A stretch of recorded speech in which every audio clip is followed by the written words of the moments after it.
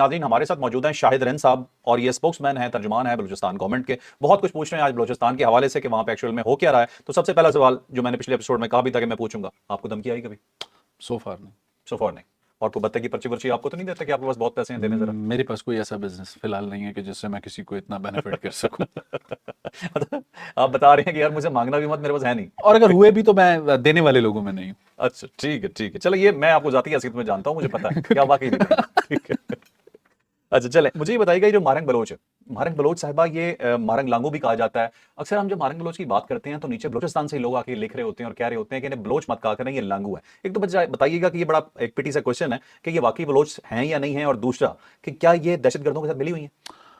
फरुख, चूंकि I am on a government position, मैं कोई ऐसी बात नहीं करूंगा जो कंट्रोवर्सी क्रिएट करे। ठीक है। मैं यहाँ बैठ के किसी को इस बात का सर्टिफिकेट भी नहीं देना चाहूंगा कि फ़लाँ बलोच है और फ़लाँ नहीं है, ये मेरा काम नहीं है। हम्म। आपने जो मेरे सामने सवाल रखा कि उनको क्या सपोर्ट हासिल है क्या नहीं है, हम्म। देखें, हम जब प्रोविंशियल गवर्नमेंट ये बात करते हैं कि BYC जो जिसको इस वक्त मारंग लीड कर रही हैं, BYC के प्रोटेस्ट पे बहुत सी चीज़ों पे प्रोविंशियल गवर्नमेंट के बहुत से सवालिया निशान हैं। वही सवालिया निशान मैं आपके प्रोग्राम में भी रखना चाहूँगा। हम्म। एक छोटी सी एग्जांपल कहने को, वो कहते हैं कि वो बलूचिस्तान में ह्यूमन राइट्स की वायलेशन पे जो है ना प्रोटेस्ट करते हैं या एहतजाज करते हैं। पहला सवाल ये कि ठीक है, अगर वो ह्यूमन राइट्स वायलेशन की बात करते हैं तो आप ही ने भी थोड़ी देर पहले जिन चीज़ों का जिक्र किया कि मुसाफिरों को शनाख्त की बुनियाद पर कत्ल किया जाता है, वो निहत्ते होते हैं। हम्म। क्या उनकी कभी भी उस चीज़ को उतनी शद्दोमत से उन्होंने as a human rights organisation उठाया? नहीं, बिल्कुल नहीं। क्या HRCP ने कभी कोई फैक्ट फाइंडिंग मिशन बलूचिस्तान इस चीज़ के लिए भेजा, ये जो मुसाफिर मारे जा रहे हैं या जो कवाल मारे गए, इनका कसूर क्या था? नहीं। कभी भी नजर नहीं आता। चलें, छोड़ दें इस एक बात को। छोटी सी मिसाल आपको देता हूँ, पिछले दिनों कोयटा के अंदर वो जो एक खातून के हवाले से हुआ, एक जी वीडियो हुआ, एक कत्ल जी हुआ, जी, पूरे पाकिस्तान में शोर मच गया। बिल्कुल ऐसे ही। तमाम पाकिस्तान ने शोर किया। हाँ BYC ये एक्चुअल प्रॉब्लम था, अगर देखा जाए तो हाँ बलूचिस्तान का एक्चुअल प्रॉब्लम ये था हाँ, कि अगर कोई भी किसी भी वजह से, चाहे सरदारी निजाम है चाहे किसी भी जहादत है, वजह से आप कर रहे हैं तो आपको यहाँ पे बाहर निकल के एहतजाज करना चाहिए था। कोई नजर नजर ही नहीं नहीं आया। आया। इवन बलूचिस्तान के बहुत से सरदारों ने इस सारे मामले का दिफा किया। बिल्कुल ये रिकॉर्ड पर मौजूद है। बिल्कुल सही। एक छोटी सी बात जो मैं आपसे करने लगा था, BYC ग्वादर में एक एक्टिविटी करती है, राजी मुच्ची। हम्म। कहने को BYC कहती है कि वो मिसिंग पर्सन के इशू पे प्रोटेस्ट कर रही है। ठीक है। मेरा ये सवाल आपसे, आपके नाजरीन से है, जो क्या डिप्टी कमिश्नर ग्वादर की ये कैपेसिटी है कि वो मिसिंग पर्सन के इशू को रिजॉल्व कर सकता है? नहीं, क्या चेयरमैन ग्वादर पोर्ट अथॉरिटी, जो जिसका काम एक पोर्ट को चलाना है, वो उसे रिजॉल्व कर सकता है? उनका इशू ही नहीं है। उनका इशू ही नहीं है। अगर तो ये प्रोटेस्ट सेम उसी डे पे क्यों मैरीन ड्राइव पे कॉल होता है जब आप CPEC फेज 2 की बात करते हैं और एक बिजनेस डेलीगेशन ने, हाई लेवल बिजनेस डेलीगेशन ने ग्वादर पोर्ट का, ग्वादर सिटी का दौरा करना है? तो क्लियरिटी हमें मिलती है कि वो हैं क्या, देखना क्या चाहते हैं। इस बात को भी छोड़ दें, चंद हफ्तों कबल उनके अपने एक रिलेटिव की तस्वीरें सोशल मीडिया पे सरफेस हुई हैं। वो उनके साथ रहे, कुछ अर्सा पहले काउंटर टेररिज्म डिपार्टमेंट ने उन्हें हिरासत में लिया था, तो एक सेट इन के नतीजे में मारंग ने उन्हें रिहा करवाया था। चंद रोज कबल एक एंटी टेररिज्म का ऑपरेशन हुआ, वो लड़का वहां पे मारा गया। ओके। BYC के अपने प्रोटेस्ट में ऐसे 10 से ज्यादा लोगों की तस्वीरें रखी रहीं जो बाद में दहशतगर्दी की कार्रवाइयों में मारे गए, और उन तंजीमों ने बताया कि ये हमारे कारकुन है।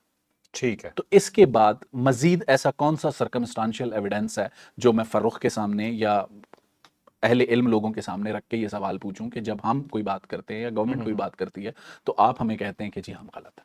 बिल्कुल सही। ये जो अभी इस्लामाबाद में भी हम देखते हैं कि प्रोटेस्ट हो रहे हैं कि और लोग आके मिसिंग पर्सन के इशू को यहाँ पे रेज कर रहे होते हैं, ये वाकई कोई एक्चुअल इशू है या ये डाइवर्टर लगाया जाता है BYC की तरफ से ताकि बलूचिस्तान में ऑपरेशन रुकवाया जा सके? देखिए, मैंने आपको एक पहला जुमला कहा कि जब आप प्रोविंशियल एक्शन प्लान के हम फेज 1 में दाखिल हुए तो हमें चीखें सुनाई देने लगी। हालिया दिनों में इस्लामाबाद में जो प्रोटेस्ट है वो BYC की जो क़यादत इस वक्त अदालतों को फेस कर रही है, जेल में है, गिरफ्तार है, उनके लिए उनकी फैमिलीज के कुछ लोग, मारंग की सिस्टर और कुछ लोग प्रोटेस्ट कर रहे हैं। प्रोटेस्ट करने के मामले पे मौजूदा सूबाई हुकूमत जो बलूचिस्तान की है उसका बहुत क्लियर मौक़िफ़ है कि पुरअमन एहतजाज करना आपका बिल्कुल हक है, बिल्कुल सही। आइन आपको यह हक देता है, लेकिन ये पुरअमन एहतजाज आपने किस लोकेशन पे करना है, इस बात का फैसला करने का आइन में मौजूद जो कानून है, उस कानून के तहत उसका इख्तियार डिप्टी कमिश्नर या इलाके के SP के पास है। आप उससे जाएं, इजाज़त लें, अपना पुरअमन प्रोटेस्ट जहां करना है करें। इवन जब ग्वादर में राजी मुच्ची कॉल की गई तो सूबाई हुकूमत का एक ही मौक़िफ़ था। 3 लोकेशंस ग्वादर में मारंग को ऑफर की गई कि इन लोकेशंस में से किसी एक को आप ऑप्ट कर लें, सुबह अपना एहतजाज शुरू करें, शाम को ख़त्म करें। वो बज़िद थी कि नहीं, उन्होंने एहतजाज सिर्फ मैरीन ड्राइव पे करना है क्योंकि ग्वादर पोर्ट बिजनेस डेलीगेशन ने जाना है। ओके। तो इससे आप अंदाजा लगा लें वो अपना आईनी हक तो मांग रहे हैं, लेकिन जो रियासत का या सूबाई हुकूमत का जो कानूनी हक है उसे तस्लीम करने को तैयार नहीं। इसका मतलब है कि पीछे से मास्टर्स के ऑर्डर आते हैं कि आपने ये करना है और उस पर इंप्लीमेंट होता है। सीधी सी बात है। बिल्कुल सही। एक मुझे ये बताइएगा कि ये मतलब इस्लामाबाद के वाले से आपने बता दिया कि मिसिंग पर्सन का इशू जो है ये चीखें हैं और ये मिसिंग पर्सन, डाइवर्टर है। अच्छा मिसिंग पर्सन के इशू पे एक बहुत क्लियर मौक़िफ़ मौजूदा सूबाई हुकूमत का है। नंबर्स बहुत डाइसी हैं, फिगर्स हजारों में काउंट करवाई जाती हैं, लेकिन हमारे पास जो फिगर्स हैं जो मिसिंग पर्सन के कमीशन में है वो चंद 100 में है। क्या मिसिंग पर्सन सिर्फ बलूचिस्तान में है? नहीं क्या उसमें खैबर पख्तूनख्वा में नहीं है? उसमें और ये एक जो और पॉइंट, जी जी फारूक, जो सबसे इंपॉर्टेंट चीज है, मौजूदा सूबाई हुकूमत ने जहां काउंटर टेररिज्म के लिए प्रोविंशियल एक्शन प्लान बनाया, उसी प्रोविंशियल एक्शन प्लान में मिसिंग पर्सन के इश्यूज को रिजॉल्व करने के लिए खुसूसी लेजिस्लेशन की है। ठीक है। मौजूदा सूबाई हुकूमत से पहले 3 सूबाई हुकूमतें अगर आप उठा लें, बलूचिस्तान की कौमपरस्त क़यादत जो इस मिसिंग पर्सन के इशू को इस्लामाबाद में, क्वेटा में पॉलिटिकल नैरेटिव के लिए कैश करती रही हैं, ये तमाम कौमपरस्त क़यादत 2013 से लेके 2024 तक दामे दरमे सुखने वफाक और सूबाई हुकूमतों का हिस्सा रही हैं। इस एक कुल पॉलिटिकल कौमपरस्त क़यादत ने कोई कानून साजी नहीं की कि ये मसला कैसे हल होगा। ये मौजूदा सूबाई हुकूमत है जो पहली मरतबा उसे कर रही है। नंबर्स पे हमारा डिफरेंस है, लेकिन अगर हम ये कहें कि ये बिल्कुल कोई इशू नहीं है तो कानून और आइन कहता है फरोख के मुल्क का एक शहरी भी लापता नहीं होना चाहिए।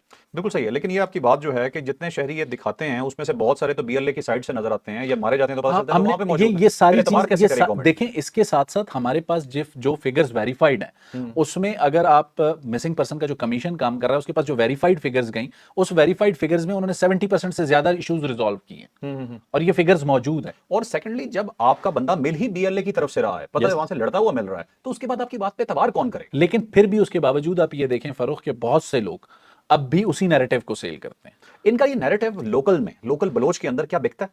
देखें उनके लिए सॉफ्ट कॉर्नर्स बहुत से पॉलिटिकल फेसेस की सूरत में मौजूद हैं जो क्रिएट करते हैं। अच्छा, पॉलिटिकल फेसेस में भी हैं। यस हैं। ओके, ये टोटल दहशतगर्द हैं कितने?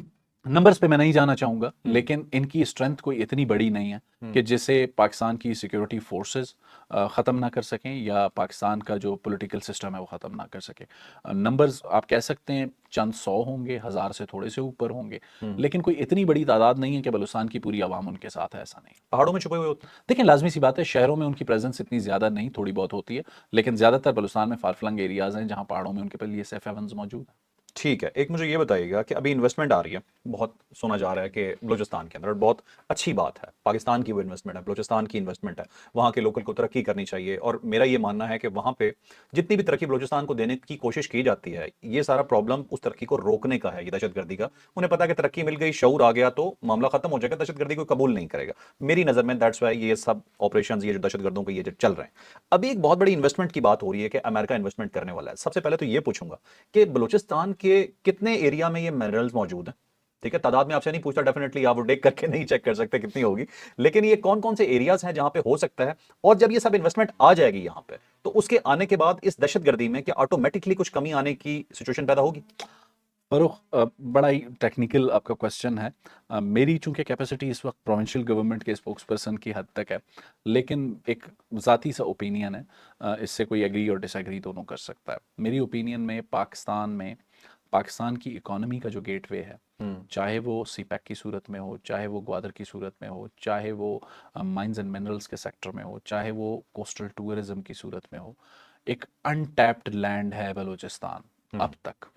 और इसमें जो चीज़ें माजी में कुछ चीज़ें हमारे सामने आई, बड़े अफसोस के साथ ये कहना पड़ता है कि जब हमारे मुल्क में जुडिशल एक्टिविज़म बहुत ज़्यादा हुआ,